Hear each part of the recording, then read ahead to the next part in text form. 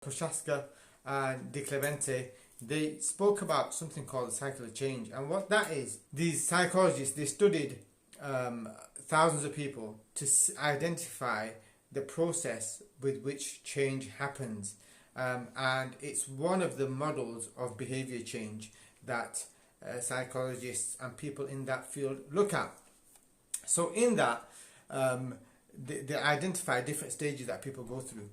And the reason I bring that up is because even with with yourself, where you are right now, it's important to be able to identify where you are and what needs to happen for you to proceed along that cycle. Otherwise, you will find yourself kind of going around in circles, not ever making any meaningful progress. And I also noticed that even with some clients that I get, they're not really ready to change. Right? Even when I put posts and I say, like, say if you want in, say I'm in, comment I'm in, or even people that apply and clients, paying clients, they're not really ready to change. And one of the ways that you can identify if someone is ready to change is by where they are looking for motivation.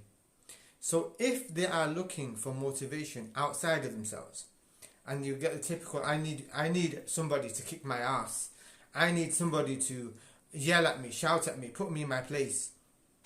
People like that are looking for external motivation, and they are not really in the right stage to make a change. That's one of the things that I actually look for when I ask people to apply. I look to see their readiness for change, because otherwise it's difficult to really help those people get a result, because they're just not ready. They're not. If someone's not ready mentally, there's nothing you can do. There's nothing anyone can do. Because I get so many sisters who are worried about their husbands and the father of their kids, that they're in such a terrible state that they need to do something. So they reach out to me and say, can you speak to my husband, or can my husband get on your program? And I said, look, does he want to get on the program?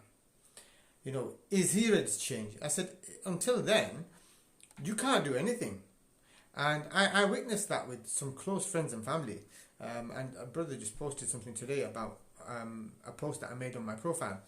Honestly, I have very close friends who are, and family members who are in a really dire straits, really, really bad situations, but they're not willing to do anything, and nobody can do anything for them. Listen to this, right? This is the reality of the situation, right? If you are in your early 30s or even mid 30s and you're 16, 17, 18 stones, and you are gaining weight every single year, right? And the statistics are telling us that Desi males in their 30s are getting diabetes. You know, it used to be around 35, and it seems to be getting younger each year. And this, it says, like, we have 6 times more likely to suffer from heart disease, strokes, diabetes, and all that stuff. And we know all this, and each year it's getting worse. And you're still ignoring the fact that you're adding on a stone every single year, or a few stones every single year, and your health is deteriorating. Like your back is aching more, your knees are aching more, you're getting out of breath more, and you're completely ignoring this. Honestly, right? And I know as Muslims, oh well, whenever you're going to die, and all that stuff, right? Although it doesn't work like that way, I'm not going to get into that philosophical argument now. But if if you're in that state and you are progressively getting worse, there is a very, very, very slim chance that you will live long enough to watch your grandkids grow up. Right? That's just the reality of it. Right? You will not be around to watch your grandkids grow up. And even if you did manage to make it to 60, 65, right? You can look, statistically, there are not that many people alive who are morbidly obese who are 65 and 70. Look around and you see, it's very, very rare. And if you do make it to that stage, you have to think about the quality of life you're going to have. Like, are you going to have any quality of life? You're going to be a cabbage. But despite that, people don't give a crap. Like, Asians, so many are just so, what's the word? Is it apathetic? I think it is. They just don't care. So anyway, so going back to that, in terms of the cycle of change, people go through, I had to write it down because I can't remember them off the top of their heads. They're in pre-contemplation. Most people are in pre-contemplation. And then they move to contemplation where they're thinking about it. And once again, if they don't know what to do next, they'll just stay in that stage. And I would say a lot of the people who read my posts, they're in contemplation. They're thinking about it, but then they don't take the next steps. Then people move to preparation, where they might buy a gym membership, but then they never attend. Or they might buy some trainers to go out running, but then they don't go. So that's preparation. Then they start taking action. They might start attending the gym a bit more often. They might start going out for a jog every now and again. And what you do have to understand is that people go back and forth between this. And this is something that I try and explain to my clients as well. Look, it's fine to move back and forth. All you have to make sure that you're doing is that the behavior that you want to happen starts to become more frequent. And the behavior that you want to abandon starts becoming less frequent. As long as that's happening, that's fine. So then people go into action, and once again, what you need to understand as well, and how this happens, is in order for this to take place, you need to have a goal. And I speak about this on my program. I have videos that I give and I go into detail. You have to have a goal that is bigger than you, right? It can't be a petty, meaningful goal. So something like, I just want a six-pack. It's not enough to keep your motivation levels high, right? And I get this a lot where people when they fill in the application form or the audit, I ask them, like, how much time do you have available to dedicate or to commit to this process? And they'll put down, so you have to have a goal that's bigger than you. A six-pack isn't going to cut it. And I said on my application on my audit, I asked how many hours do you have to commit to this process, and people put 2 hours, right? Or 2 hours a day. They put 2 hours a day, and I don't need that level of commitment. I only need like 20 minutes a day max, if that, right? And then they don't do anything for the next few weeks. It's because their why isn't big enough, or the goal isn't big enough, or it's not meaningful enough. So when it comes to setting a goal, you have to set yourself a big, meaningful goal, i.e., like I said, instead of saying, oh, I just want a six-pack, it's I want to stay alive, fit and well, long enough to watch my grandchildren grow up and be able to run around with them in the park, full of energy and vitality without any aches and pains.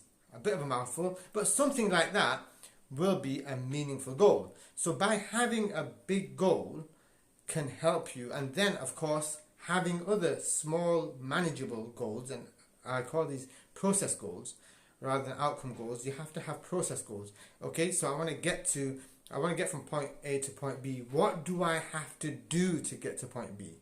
Right? Once again, people start obsessing over, I want to lose 2 kg, I want to lose 10 kg, I want to do this, I want to do that. So it's not just about, I want to do this. It's about, what do I have to do to get there? That is the important part.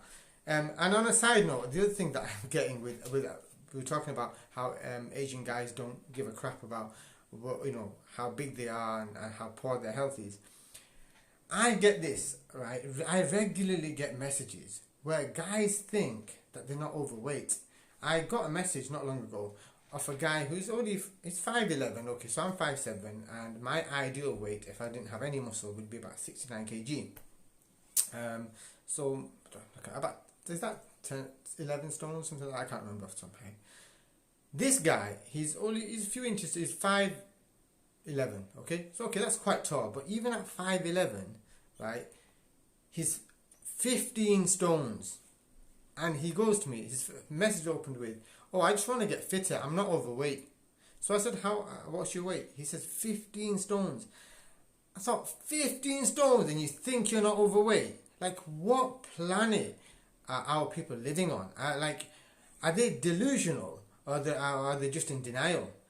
Like, and that's not the only time I got a message like that. I get messages like that quite, worryingly more frequently than I should, right? Where people think they're hitting 16 stones, 15 stones, 17 stones. They think they're not overweight.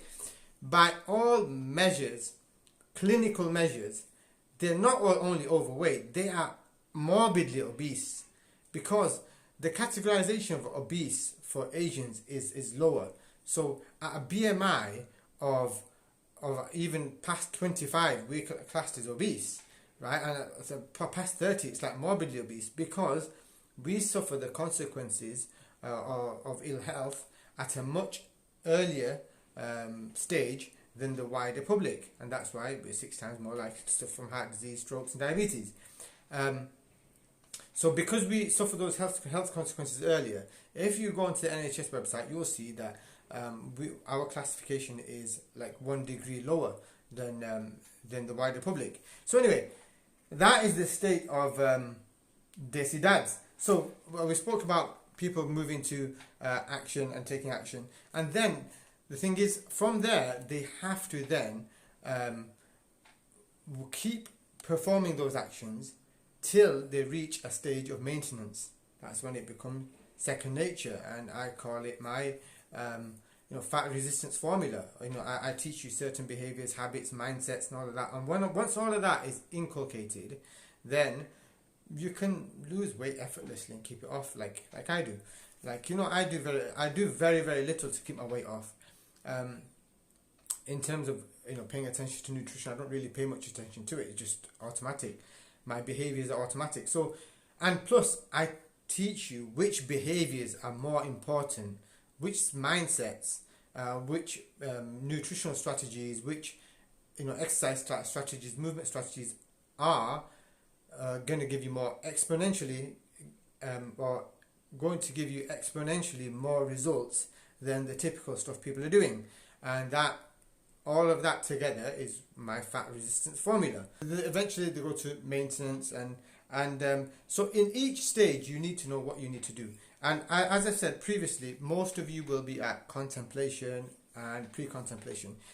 What you need to do right now is you need to get a decision balance sheet.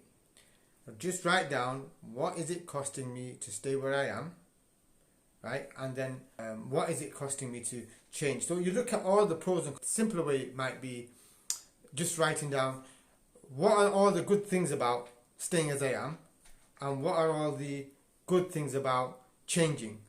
What are all the bad things about staying where I am, and what are all the bad things about changing? So you have like this diagram where you have like a cross, and you put all of these headings in each one, and you write everything down, and then you have a visual representation and something that you really have to think and pour everything out, and then that will help you to make a decision of what you want to do.